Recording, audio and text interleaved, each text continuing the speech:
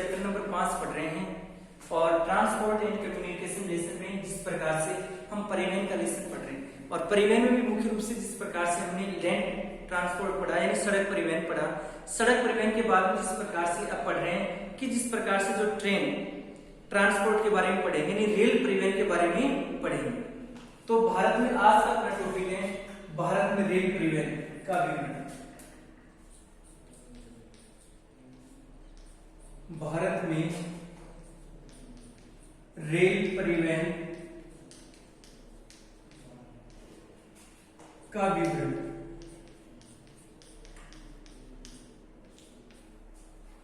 भारत में रेल परिवहन का विवरण आज का टॉपिक है भारत में रेल परिवहन का विवरण। यह टॉपिक पढ़ रहे हैं जैसे सड़क परिवहन में पढ़ा कि सड़क परिवहन मुख्य रूप से कम दूरी के लिए उपयुक्त है। अगर भारत में हमें लंबी दूरी तक जिस प्रकार से यात्रा करनी है सामान, खास तौर से सामान के लिए, वह रेल परिवहन होता है वो सामान के लिए, लेकिन मुख्य रूप से लंबी दूरी तक सामान और यात्रा के लिए सबसे उपयुक्त अगर भारत में कोई परिवहन का साधन है तो वह है रेल परिवहन की लंबी दूरी तक जिस प्रकार से मेन चीज ये लंबी दूरी तक। दूसरी बात इसकी खासियत ये होती है रेल परिवहन में कि भारत में जिस प्रकार से जो भारी खनिज होते हैं जैसे लोहा, कोयला वगैरह होता है, सीमेंट वगैरह, उर्वरक वगैरह है, तो भारी जो खनिज होते हैं उनको जिस प्रकार से अपन क्या कर सकते हैं कि भारी जो खनिज है उनको जिस प्रकार से एक स्थान से दूसरे स्थान पर लाने के लिए ट्रेन का ही यूज करते हैं। क्योंकि भारी सामान जिस प्रकार से ट्रेन वगैरह में और एक कंटेनर यानी जिस प्रकार से जल्दी खराब होने वाली ट्रेन और भारत में जिस प्रकार से ट्रेन का जाल भी काफी बिछ चुका है। यानी भारत में ट्रेन को देखिए अपन एक तरह से तो यूं कह सकते हैं कि विश्व में जिस प्रकार से जो भारत का नेटवर्क है वो चौथे नंबर पर है, विश्व में जिस प्रकार से चौथी है और एशिया में दूसरी बड़ी नेटवर्क है भारत में। और भारत का सबसे बड़ा सार्वजनिक जो उपक्रम है वो ट्रेन ही है, रेल परिवहन। तो रेल परिवहन से संबंधित अपन ने देखा कि रेल परिवहन जिस प्रकार से भारत के लिए बहुत ही यूजफुल है, न केवल सामान्य और खासतौर से लंबी दूरी तक के लिए जिस प्रकार से, और भारत में बहुत सारे ऐसे राज्य हैं जहां पर रेल परिवहन का सघन जाल बिछा हुआ है। जैसे भारत में सर्वाधिक जो नेटवर्क किस राज्य में, वही उत्तर प्रदेश सड़क परिवहन के। उत्तर प्रदेश में सर्वाधिक, वैसे 3-4 राज्य उत्तर प्रदेश, बिहार, पश्चिम बंगाल, वहां पर नेटवर्क जबरदस्त है। यानी कहने का मतलब वहां पर रेल परिवहन का जाल बिछा हुआ है। उत्तरी पूर्वी राज्यों की बात करें तो मेघालय में वहां पर कोई परिवहन नहीं है, मतलब जिस प्रकार से मेघालय का छोड़। तो यहाँ पर जिस प्रकार से ये अपन देख रहे हैं और रेल परिवहन को कई जोन वगैरह में भी डिवाइडेशन कर दिया गया था, अपन देखते थे उसमें। तो रेल परिवहन जिस प्रकार से यूं कह सकते हैं कि परिवहन का एक बहुत इंपॉर्टेंट मतलब जिस प्रकार से साधन है, परिवहन कह दो या यातायात कह दो, कई बार आता है कि यातायात या परिवहन किस साधन जो मिश्रित है। तो भारत में अपन पढ़ रहे हैं भारत में रेल परिवहन का विवरण सबसे पहले पढ़ेंगे रेल परिवहन के बारे में। भारत में प्रथम जो ट्रेन चली थी कि प्रथम जिस प्रकार से जो ट्रेन चली थी वह 16 अप्रैल, पहले अपन विवरण 16 अप्रैल 1853 ईस्वी को मुंबई से थाने के मध्य चली थी। मुंबई से थाने के मध्य 33.6 किलोमीटर की दूरी, 33.6 यानी लगभग 34 किलोमीटर भी कह सकते हैं। ये यहां पर है और इसका जो श्रेय था किसके शासनकाल में था, वह था लॉर्ड डलहौजी। उस समय भारत का गवर्नर जनरल था लॉर्ड डलहौजी। लॉर्ड डलहौजी को जिस प्रकार से ये था, तो यहाँ पर हमें सबसे पहले जो भी है कि भारत में कई बार आता है भारत में प्रथम ट्रेन कब और कहां से कहां तक चली थी, ये क्वेश्चन आता है। तो भारत में प्रथम रेल 16 अप्रैल 1853 को भारत में प्रथम ट्रेन थी। वो 16 अप्रैल 1853 को मुंबई से थाने के मध्य, यानी महाराष्ट्र में शहर में चली थी, मुंबई शहर, मुंबई से लेकर थाने के मध्य 33.6 किलोमीटर की दूरी, यानी लगभग 34 किलोमीटर कह सकते हैं, लेकिन 33.6 1853 16 अप्रैल ये और 53 में यहाँ से यहाँ तक चली थी। और जिस प्रकार से उसमें भारत का गवर्नर जनरल था जिस प्रकार से लॉर्ड डलहौजी थी जिस प्रकार, तो उसके शासन। तो ये पहला टॉपिक है कि भारत में प्रथम ट्रेन कब और कहां से चली थी। इसके बाद में जो ट्रेन हो गया, उसके बाद में देखते हैं कि भारत में पहली विद्युत से चलने वाली ट्रेन, भारत में पहली विद्युत ट्रेन, यानी दूसरा टॉपिक अपना ये है कि प्रथम विद्युत रेल जो चली थी वो उसका नाम था डेक्कन क्वीन। प्रथम जो चली थी उसका नाम था डेक्कन क्वीन, जो 1829 दे रखा है, कई बार 1825 भी आ जाता है, तो हमें 1829 देखना है। जो भारत में प्रथम विद्युत रेल यानी विद्युत से चलने वाली जो रेल थी वो थी डेक्कन क्वीन, जो 1829 में चली थी। डेक्कन क्वीन जो पहली विद्युत से चलने वाली। तो भारत में प्रथम रेल के बारे में अपने आंकड़े हैं 16 अप्रैल 1853 को मुंबई से थाने के मध्य 33.6 किलोमीटर में, और उस समय भारतीय गवर्नर लॉर्ड डलहौजी। इसके बाद भारत में प्रथम विद्युत रेल चली थी 1929 में। 1929 में जिस प्रकार से जो ट्रेन चली थी 1929 में, जिसका नाम था डेक्कन क्वीन। कई बार पूछा जाता है भारत की पहली विद्युत से चलने वाली रेल कब चली थी, उसका क्या नाम, तो 1829 में डेक्कन क्वीन थी। कई बार 1929 में डेक्कन क्वीन थी, जिसका नाम था ये देखना। और भारत में आज देखिए वर्तमान में भारत में लगभग 30% जो ट्रेनें हैं वो विद्युत से चलती है, यानी भारत में जो ट्रेनें हैं वो विद्युत से चलती हैं, 30% जो ट्रेन है वो विद्युत से चलती है। तो ये जिस प्रकार से हम उसमें से ट्रेन के बारे में अपन ले रहे हैं, सबसे पहले कि चलने वाली जिस प्रकार से ये होती है। अब आगे अपन देखते हैं इसमें, तो सबसे पहले यहां पर देखा, अब ट्रेन विस्तार देखते हैं अपन कि किस प्रकार से जो विस्तार है। अगर देखें तो अपन जो ट्रेन है यानी भारतीय जो रेल है वो जिस प्रकार से भारत में सबसे बड़ा सार्वजनिक जो उपक्रम है, यानी सरकार का जो सार्वजनिक जो उपक्रम है, सबसे बड़ा सार्वजनिक उपक्रम है भारत में वो ट्रेन है। इन भारत का सबसे बड़ा सार्वजनिक जो उपक्रम है वो जिस प्रकार से रेल है, रेलवे जो है सबसे बड़ा सार्वजनिक जो उपक्रम है। कई बार होता है भारत का सबसे बड़ा सार्वजनिक जो उपक्रम है, कितने जो लोग हैं वो उपक्रम जो होते हैं सबसे ज्यादा रेलवे में लोग आएंगे। तो भारत का सबसे बड़ा सार्वजनिक उपक्रम रेलवे जिस प्रकार से है, जो विश्व में चौथा स्थान रखता है, विश्व में चौथी रैंक है भारत की, और एशिया में जो नेटवर्क इसका वो दूसरे नंबर पर है।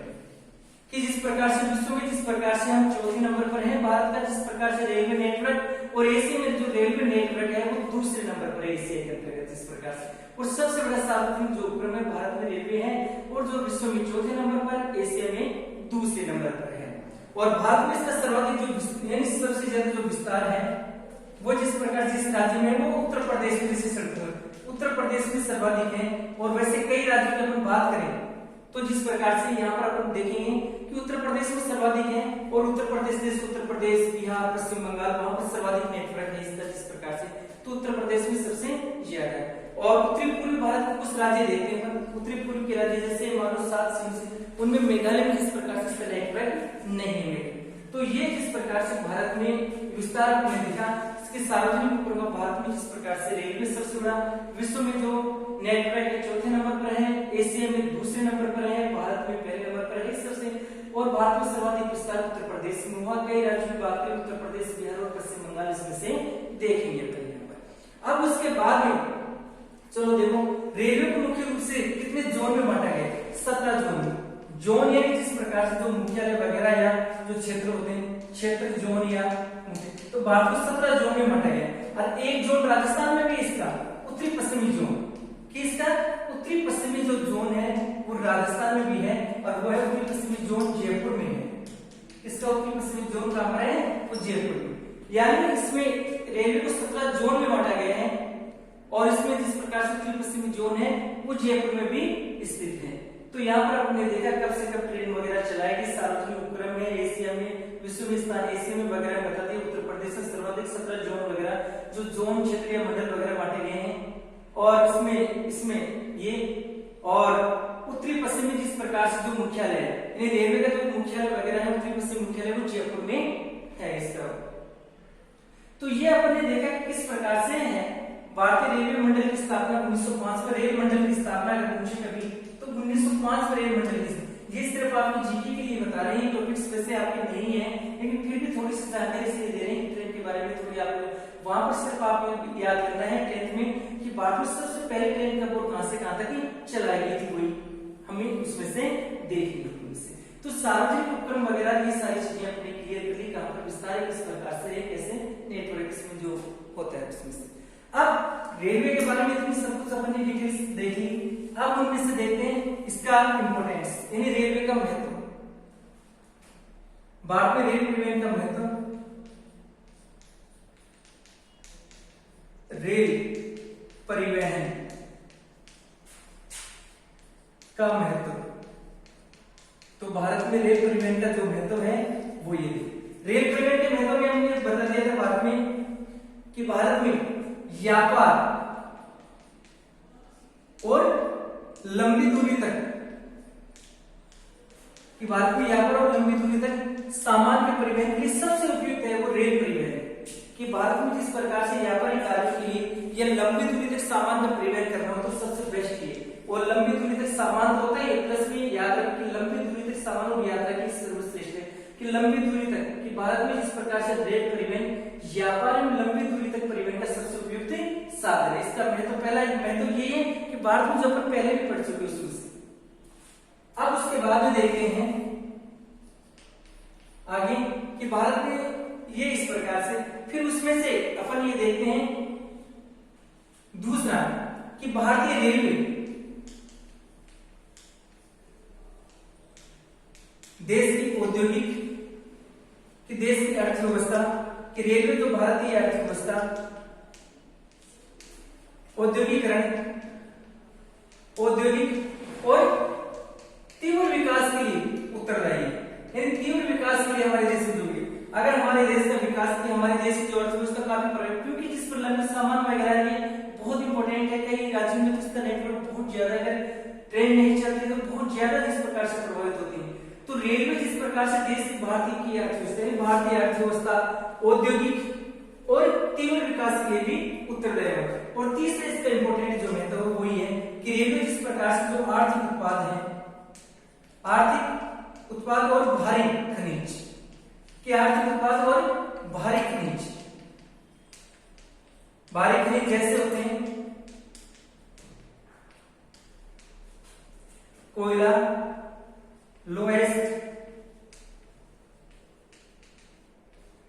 है, कोयला है, सीमेंट, खनिज तेल, उर्वरक आदि। जिस प्रकार से इन सब के लिए जिस प्रकार से रेल परिवहन सबसे उपयुक्त परिवहन का साधन माना जाता है।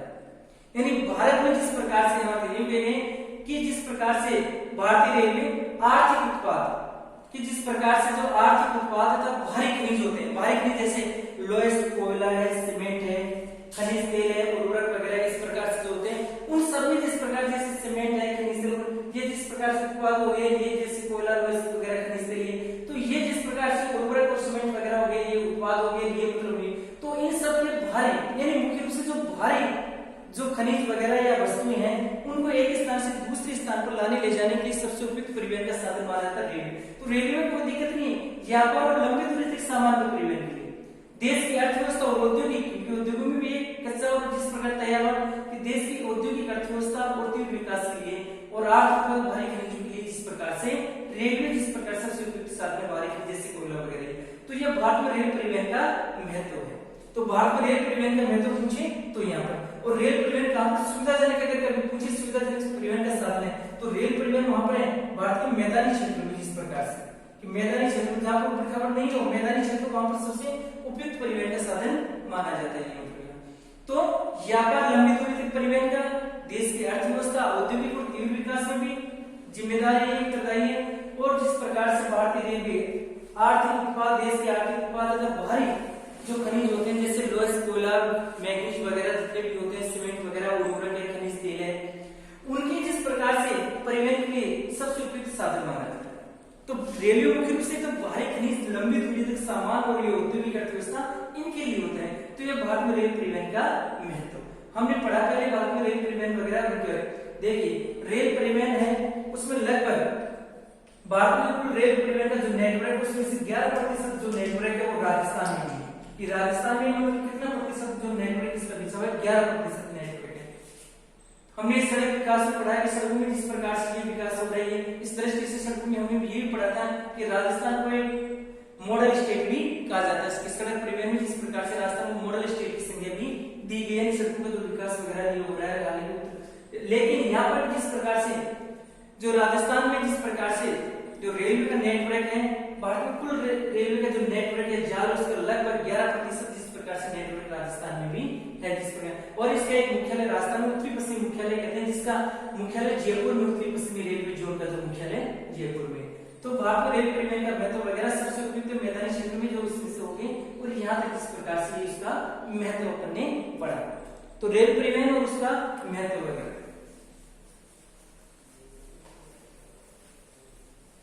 अब उसके बाद में हम देखते हैं सबसे, अब इसमें आगे हम देखते हैं रेलवे लाइन के प्रकार। तो रेलवे लाइन के प्रकार होते हैं, 3 होते हैं। 8 किताब में 2 दिए गए हैं, लेकिन 3 देख लेते हैं। मेन पहला बड़ी लाइन, बड़ी लाइन, उसके बाद में छोटी लाइन, बड़ी लाइन है, छोटी लाइन है, और एक होता है नैरो गेज। गेज जिस प्रकार से जो बिल्कुल छोटी होती है, मतलब इसमें जैसे राजस्थान में धौलपुर से आजकल इसका नामो निशान ही नहीं है। तो रेलवे लाइन के 3 प्रकार है, बड़ी लाइन, छोटी लाइन, और इनको आजकल बड़ी लाइन को ब्रॉड गेज के नाम से जाना जाता है, कि ब्रॉड गेज कहते हैं बड़ी लाइन को, और छोटी लाइन को मीटर गेज कहते हैं। और इसमें से जो नैरो गेज है छोटी, बिल्कुल ही छोटी होती है, जैसे राजस्थान को धौलपुर में, और लगभग ये खत्म हो गई। आजकल रेलवे लाइन मुख्य रूप से 2 ही इस प्रकार से टाइप्स में पढ़ने को मिलेगी जब भी लेसन में, कि हालांकि ऐसे नहीं पूछते हैं कि रेलवे लाइन 2 प्रमुख जिस प्रकार से लाइन है, बड़ी लाइन, छोटी, तो बड़ी लाइन, छोटी लाइन नहीं लिखना है हमें। आजकल इसका है कि जिस प्रकार से ब्रॉड गेज, वैसे ब्रॉड गेज, बड़ी गेज और मीटर गेज। तो मीटर गेज छोटी लाइन होती है, ब्रॉड गेज बड़ी लाइन। आजकल जितने भी मीटर लाइन, छोटी लाइन है, उन सबको जिस प्रकार से बड़ी लाइन में ही तब्दील किया जा रहा है, उसी में चेंज किया जा रहा है। तो रेलवे लाइन के 3 प्रकार होते हैं, मुख्य रूप से 2 हैं, ब्रॉड गेज और मीटर गेज। और जिस प्रकार से मीटर गेज को लगभग इसी में बदला जा रहा है। अब देखो कि भारत में कई बार पूछते रेलवे लाइन के प्रकार, तो अपने प्रकार पढ़ी, उसका मैं तो बता दिया कि आपको कहां से, और ये इसमें। फिर देखो कि भारत में जो छोटी लाइनें होती हैं वो लगातार जिस प्रकार से जो परिवहन लागत बहुत ज्यादा आती है, यानी परिवहन की लागत प्लस में समय बहुत ज्यादा लगता है, समय भी ज्यादा खर्च हो रहा है उनमें से। इस कारण से आजकल उनको किस में बदला जा रहा है, बड़ी लाइन में बदला जा रहा है, ब्रॉड गेज में बदला जा रहा है। तो इसके लिए क्या किया जा रहा है कि मतलब इस समस्या के निराकरण के लिए रेलवे ने कदम उठाया कि रेलवे ने जिस प्रकार से जो छोटी लाइन में बड़ी लाइन में इसलिए बदला जा रहा है क्योंकि परिवहन लागत बहुत ज्यादा है, इस समय भी बहुत ज्यादा खर्च हो रहा है। तो इस समस्या के निपटारे के लिए रेलवे ने जिस प्रकार से एक परियोजना चलाई गई है, जिस परियोजना का नाम है यूनिगेज प्रोजेक्ट। यूनिगेज परियोजना, तो यूनिगेज कई बार आता है यूनिगेज परियोजना। तो यह परियोजना 1952 में शुरू की गई देश में, यानी यूनिगेज परियोजना देश में कब शुरू हुई, 1952 में। इसका उद्देश्य क्या होता है, देश में जितनी भी छोटी लाइनें, मीटर लाइनें हैं, उन सबको ब्रॉड गेज में बदला जा रहा है, ब्रॉड गेज में बदलना। तो कई बार आता है कि भारत में छोटी लाइनों की वजह से कौन से समय मैंने यूनिगेज प्रोजेक्ट परियोजना किया, कई बार पूछते हैं यूनिगेज प्रोजेक्ट किया है। तो यूनिगेज प्रोजेक्ट भारतीय रेलवे द्वारा शुरू की गई ऐसी परियोजना भारतीय रेलवे के द्वारा जो 1952 में शुरू की गई थी, जिसका मुख्य उद्देश्य अलग से एक ही है, जिसका मुख्य उद्देश्य, और वह है कि सभी छोटी लाइनों को बड़ी लाइनों में बदलना। कि सभी छोटी लाइनें होती हैं उन सबको बड़ी लाइनों में आजकल बदला जाता है। तो यहाँ पर भी कही जाता है यूनिगेज प्रोजेक्ट है, यूनिगेज परियोजना पर्टिकुलरली बता दें इसकी स्थापना 1952 में हुई, और इसका मुख्य उद्देश्य अलग से है कि सभी छोटी जो रेल लाइन है उनको बड़ी लाइन में बदला जाता है, ब्रॉड गेज में चेंज किया जाता है। अपना यहां तक हुआ। उसके बाद अपन देखते हैं कि रेल भार, कि भारत में जिस प्रकार से यानी रेलवे के ऊपर लगातार भार बढ़ता जा रहा है, सामान हो गया यानी खासतौर से सामान वगैरह, तो इसके लिए रेलवे कौन सी उपाय, यानी रेलवे कौन सी उपाय, कुछ सुझाव दीजिए। कई बार आता है टॉपिक कि किस प्रकार से सुझाव दीजिए रेलवे ने इस प्रकार से किए, तो कि रेलवे पर जिस प्रकार से रेल का भार बढ़ता जा रहा है, रेल पर क्या भार बढ़ेगा, भार वही है कि इसमें सामान और यात्रियों का लगातार भार बढ़ रहा है मुख्य रूप से सामने, तो इसके लिए किया क्या जा रहा है, तो इस सब के लिए कोई सुझाव दीजिए। तो वही सुझाव जो अपने अब तक पढ़े हैं वही हमें सुझाव देने पड़ते हैं इसमें। ये उपाय बताइए, सुझाव दीजिए की बात है। तो पहला वही रेलवे लाइनों का दोहरीकरण, कि रेलवे लाइनों का दोहरीकरण किया जा रहा है। आजकल दो लाइन है कि एक लाइन से जो ट्रेन आती रही दूसरे से चलती रही, कि रेलवे लाइनों का दोहरीकरण किया जा रहा है। पहला रेलवे लाइनों का दोहरीकरण करना। दूसरा रेलवे लाइनों का विद्युतीकरण करना, कि विद्युत से भी जिस प्रकार से जो विद्युतीकरण किया जा रहा है ताकि समय की मतलब जिस प्रकार से बचत होती है। रेलवे लाइनों का दोहरीकरण करना, दोहरीकरण और जिस प्रकार से विद्युतीकरण करना ताकि समय की, यानी विद्युत से भी जिस प्रकार से लाइन को जोड़ा जा रहा है, यानी जिस प्रकार से डबल लाइन बनाई जा रही है, विद्युतीकरण किया जा रहा है उसका, ये उसमें से है कि किस प्रकार से रेलवे लाइन है उनका दोहरीकरण करना। विद्युतीकरण जिस प्रकार से जो विद्युत से जोड़ने के लिए जिस प्रकार से उनको किया जा रहा है, तो ये सारे रेल मार्ग को बढ़ते दबाव को कम करने के लिए हमें क्या करना चाहिए, और पृथक से जिस प्रकार से अलग से जिस प्रकार से रेलवे लाइनें यानी सामान लाने और ले जाने वाले जिस प्रकार से रेल ट्रेन है, तो उनके लिए जिस प्रकार से परियोजना चलाई जा रही है उसका नाम है माल भाड़ा कॉरिडोर परियोजना। माल भाड़ा कॉरिडोर परियोजना। ये भी कई बार आता है कि भारत में जिस प्रकार से रेल मार्ग को कम करने के लिए जिस प्रकार से मालगाड़ियों के पृथक संचालन के लिए, जिसमें सिर्फ मालगाड़ी होती है, तो मालगाड़ी के पृथक संचालन के लिए कौन सी परियोजना शुरू की जा रही है, उसका मुख्य लक्ष्य वगैरह क्या है। तो मालगाड़ियों के पृथक संचालन के लिए मालगाड़ी आती है, जिससे वर्तमान में मुंबई से दिल्ली तक जिस प्रकार से इनके अंतर्गत ये ऐसा किया जा रहा है। तो मालगाड़ियों के पृथक संचालन के लिए जिस प्रकार से ये किया जा रहा है, कि जिस प्रकार से जो योजना चलाई जा रही है वो माल भाड़ा कॉरिडोर परियोजना चलाई जा रही है, जो मुंबई से दिल्ली तक चलाई जा रही है, लेकिन मुंबई से रेवाड़ी तक चलाई जा रही है, और रेवाड़ी से आगे जिस प्रकार से दिल्ली तक है, मुंबई से रेवाड़ी तक जिस प्रकार से, और जो इसमें से 1500 कुछ किलोमीटर उसमें से है, उनमें से 1536 किलोमीटर वगैरह है।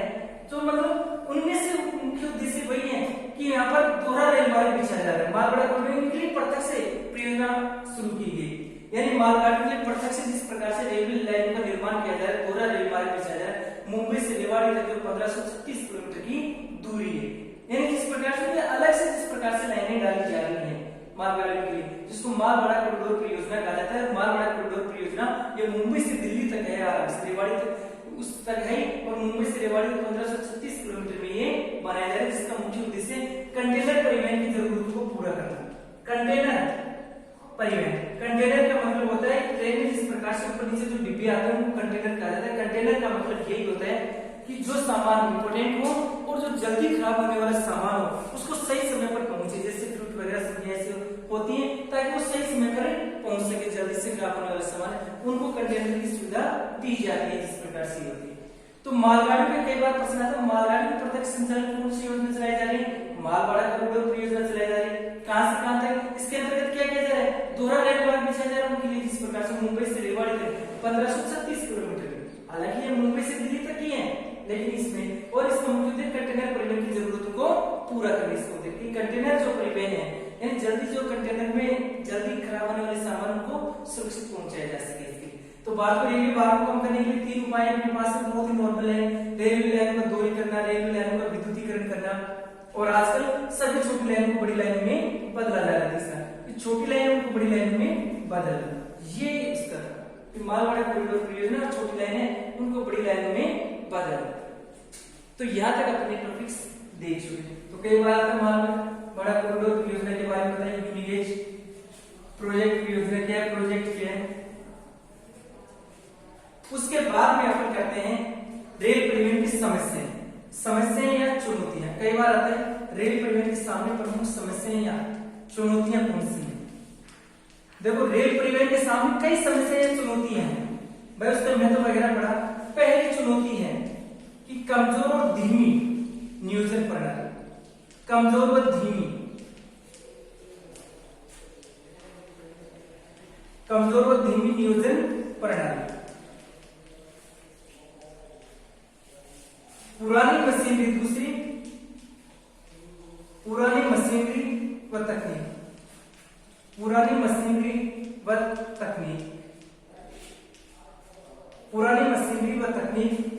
तीसरा बिजली की उस दरें, जैसे विद्युत से ट्रेन चलती है, बिजली की उस दरें, चौथा होता है कमजोर सुरक्षा उपाय, कमजोर सुरक्षा उपाय। और अगला जो आता है कि खराब, कमजोर सुरक्षा उपाय होगा तो उसकी वजह से रखरखाव कैसे होगा कि खराब रखरखाव है, चोरी डकैती की समस्या रहना, चोरी डकैती वगैरह समस्या रहना, तो इनकी वजह से। और अधिकांश यात्री बिना टिकट की यात्रा करना, यानी यात्रा करते हैं बिना टिकट की यात्रा। तो भारतीय रेलवे के सामने जो प्रमुख समस्याएं चुनौतियां हैं, या भारतीय रेलवे वर्तमान में किन समस्याओं से जूझ रहे हैं, ग्रसित है, तो बहुत कई बार ये प्रश्न पूछा, बहुत ही कि भारत में कमजोर और धीमी नियोजन, यानी जो रेलवे के लिए जो योजना बनाई जाती है वो उतनी अच्छी नहीं और धीमी गति से योजनाएं चल रही है। रेलवे का जो आधुनिकरण करना होगा ताकि जिस प्रकार से जो अपनी एशिया में दूसरा और विश्व में चौथा स्थान है उसको जिस प्रकार से बरकरार रखा जा सके, उसमें डेवलपमेंट और किया जा सके। तो कमजोर नहीं, यानी योजना सही टाइम पर सही बनानी है। दूसरी पुरानी मशीनरी तकनीक अपने पास वही पुरानी है कि आजकल जिस प्रकार से अपन रेलवे को जो आधुनिक मॉडल देना चाहते हैं वो नहीं दे पा रहे। हालांकि रेलवे में कई सुधार हुए, जैसे मेट्रो ट्रेन वगैरह चल रही है, लेकिन वो दूसरे देशों के सहयोग वगैरह से हो रही है। जैसे बुलेट ट्रेन की भी योजना है कि अहमदाबाद से जिस प्रकार से वो चले तो उसमें भी जिस प्रकार से है। और बिजली की दरें ऊंची, क्योंकि भारत में आज लगभग विद्युत से ट्रेन चलने वाली 30% जो ट्रेन है वो विद्युत से चल रही है। तो बिजली की जो कुछ दरें होना कि कमजोर और धीमी नियोजन प्रणाली, पुरानी मशीनरी व तकनीक, बिजली की उस दरें और कमजोर सुरक्षा। रेलवे के जो सुरक्षा उपाय बिल्कुल नॉर्मल है, कमजोर, जिसकी वजह से कई बार एक्सीडेंट वगैरह या मतलब दुर्घटनाएं भी घट जाती हैं, जिसकी वजह से कमजोर सुरक्षा उपाय होगा, रखरखाव भी खराब हो जाता है। और वही चोरी डकैती की जो रेलवे लाइनें पटरी पड़ी रहती हैं, अक्सर उनकी चोरी डकैती वगैरह भी हो जाती है। और कई बार जिस प्रकार से जो दंगे फसाद होते हैं या यूं कहीं पर प्रदर्शन वगैरह होते हैं तो उनमें जिस प्रकार से रेलवे सामग्री को काफी नुकसान पहुंचता है। और कई बार जिस प्रकार हम देखते हैं कि जिस प्रकार से छोटे स्टेशन पर या अधिकांश जो यात्री होते हैं, कई कुछ यात्री होते हैं वो बिना टिकट की यात्रा करते हैं, इससे भी रेलवे को नुकसान उठाना पड़ता है। तो रेलवे के सामने मुख्य जो समस्या चुनौतियां वो तो ये है कि कमजोर मशीनरी वगैरह उस तरह है। तो इनमें से जिस प्रकार से तो भारतीय रेलवे के सामने प्रमुख समस्या चुनौतियां कौन सी हैं। अब इसके बाद में अगला है राजस्थान के प्रमुख रेल मार्ग।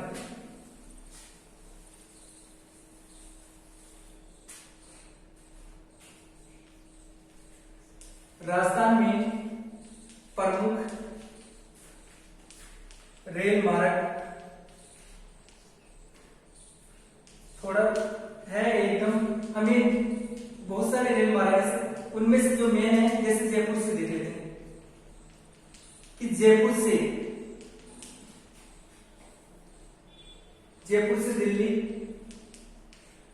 दिल्ली रेल मार्ग, जयपुर से दिल्ली रेल मार्ग, फिर होते चले जाएंगे जयपुर से दिल्ली, फिर कहेंगे जयपुर से दिल्ली हो गया, और जयपुर से मुंबई, जयपुर से दिल्ली मुंबई रेल मार्ग हो जाएगा, जयपुर से दिल्ली, फिर वही जयपुर से चेन्नई रेल मार्ग, जयपुर से आगरा रेल मार्ग, और जयपुर से ही जिस प्रकार से जम्मू तवी, कि जयपुर से जम्मू तवी रेल मार्ग, कि जम्मू के लिए जो जाती है। फिर लेते हैं जयपुर के बाद में राजस्थान का सबसे बड़ा शहर जयपुर है, 2 नंबर पर है जोधपुर है, तो फिर जोधपुर ही लेते हैं अपन कि जोधपुर से हावड़ा रेल मार्ग जो कोलकाता के लिए जाता है, जोधपुर से हावड़ा रेल मार्ग, ये जयपुर वाले हो जाएंगे अपनी इतनी। फिर जोधपुर से हावड़ा, फिर जोधपुर से ले लेंगे जोधपुर से गुवाहाटी रेल मार्ग, और फिर ले लेते हैं अपन उदयपुर से दिल्ली रेल मार्ग, उदयपुर से दिल्ली रेल मार्ग, और फिर बीकानेर से भी दिल्ली रेल मार्ग। तो दिल्ली के लिए सारे रेल मार्ग हैं। अब देखो 5 साल तक कई बार आता है कि राजस्थान में जो प्रमुख रेल मार्ग को 4 रेल मार्गों के नाम लिखे, तो 4 रेल मार्गों के अपन नाम लिख सकते हैं आराम से। तो उनमें से सबसे पहले अपने पास में है कि जयपुर वाली देखें कि जयपुर से दिल्ली, जैसे जयपुर से दिल्ली मुंबई चेन्नई, कलकत्ता को छोड़ दो, जयपुर से दिल्ली मुंबई चेन्नई, तीन तो ये हो गया जयपुर, फिर जयपुर से आगरा, और जयपुर से जिस प्रकार से जम्मू, तो जम्मू के लिए भी जाती है और आगरा के लिए भी जाती है, तो ये हो गई। फिर जोधपुर लेते हैं, जोधपुर से दो है भाई वहां पर, तो जोधपुर से हावड़ा रेल मार्ग हो गया, जोधपुर से गुवाहाटी, जोधपुर से हावड़ा और गुवाहाटी रेल मार्ग, जोधपुर से हावड़ा है, गुवाहाटी रेल मार्ग है। फिर उदयपुर बीकानेर दोनों ले लेंगे, उदयपुर ये शहर है तो उदयपुर से दिल्ली रेल मार्ग, बीकानेर से भी जिस प्रकार से दिल्ली रेल मार्ग, उदयपुर और दिल्ली ये ले लेंगे आराम से, दिल्ली रेल मार्ग है, बीकानेर से ये रेल मार्ग है। तो राजस्थान के प्रमुख रेल मार्ग ये, तो जयपुर वाला आराम से दिल्ली, मुंबई, चेन्नई हो गया, फिर आगरा और जम्मू तो ये जयपुर भी हो गया आराम से। फिर जोधपुर वाला हावड़ा और गुवाहाटी रेल मार्ग ले लेंगे, फिर बीकानेर और उदयपुर आते हैं तो उनका दिल्ली रेल मार्ग ले लेंगे। तो राजस्थान में प्रमुख रेल मार्ग, और राजस्थान में भारत का जो कुल रेल मार्ग है उसका 11% रेल मार्ग है या नेटवर्क है वो राजस्थान में स्थित है, 11% जिस प्रकार से ये। तो ये अपना भारत में रेल परिवहन वाला जो टॉपिक है, ये टॉपिक्स अपना ये थे। यहाँ पर जो प्रश्न होते हैं, पहला भारत में जिस प्रकार से ट्रेन कब और कहां से चली। अगला टॉपिक है भारतीय रेल की, मैं भारतीय रेल का महत्व पूछ सकते हैं अक्सर, भारतीय रेल का महत्व है, समस्या है, यूनिगेज प्रोजेक्ट है, उसके बाद में मालगाड़ी कॉरिडोर परियोजना वगैरह जो आती है, और भारतीय रेल मार्ग कम करने के लिए कौन से उपाय करने चाहिए, जो उपाय करने पड़े हैं। तो ये जिस प्रकार से जो उपाय थे वो हमें हैं। तो रेल परिवहन के बारे में ये अपने टॉपिक्स पढ़ रहे हैं कि रेल परिवहन भारत में जिस प्रकार से जो रेल परिवहन है कैसी स्थिति में है और कैसे हमें उपाय करने चाहिए। उम्मीद है कि जिस प्रकार से सरकार के द्वारा भारत का सबसे बड़ा सार्वजनिक उपक्रम होने की वजह से जिस प्रकार से रेलवे का काफी महत्व है, एशिया में महत्व रखते हैं, दूसरा वर्ल्ड में चौथा स्थान रखते हैं। तो ये जिस प्रकार से भारत में रेल परिवहन का जो विवरण है, इन ट्रेन से संबंधित जितने भी अपने टॉपिक्स ये हैं वो सारे कंप्लीट अपने क्लियर कर रहे हैं। तो आप लगातार जिस प्रकार से क्लास लेते रहें और अपने अध्ययन को जारी